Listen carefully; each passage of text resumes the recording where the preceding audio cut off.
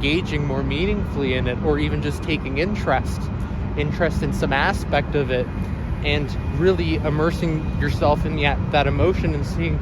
what that entails in terms of how that physically directs you in the world, and in particular where you discover your self-direction as that, because that is what your self-direction is, when you're propelled by your own psychological minds through often your own emotions or feelings that are direct to the qualities of your experience, what you feel directly or what you think directly, and the quality of knowledge. What's the flavorings of the knowledge that you are consuming? What is it like to experience a state of learning? Is it just nothing? Are you totally indifferent to everything? We know that indifference is definitely important for high-level intellectual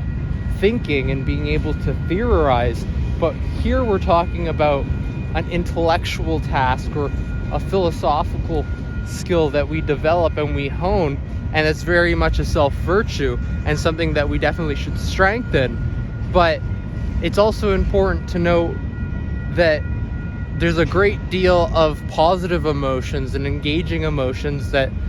are necessary for learning, and emotions can't necessarily just be separated out of the learning process. So engaging our emotions and knowing where they fit is part and parcel of an individual who's exemplifying a high level of self-intelligence. So it's important not just to, say, regulate our emotions, but to experience them wisely in terms of understanding their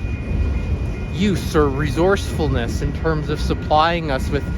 fuel sources and energy supplies and sources of knowledge that inform our ways of knowing, and also our ways of deepening knowledge, and also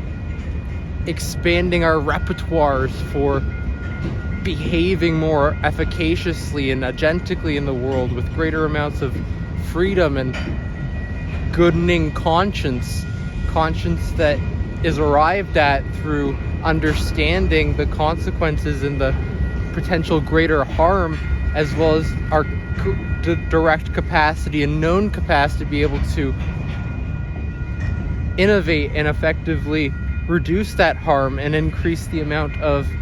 good in terms of being able to acquire the necessities, what's essential, what's good, at less of an expenditure or cost or exchange rate, as well as to validate the existence of what's actually true and what's most important and essential, and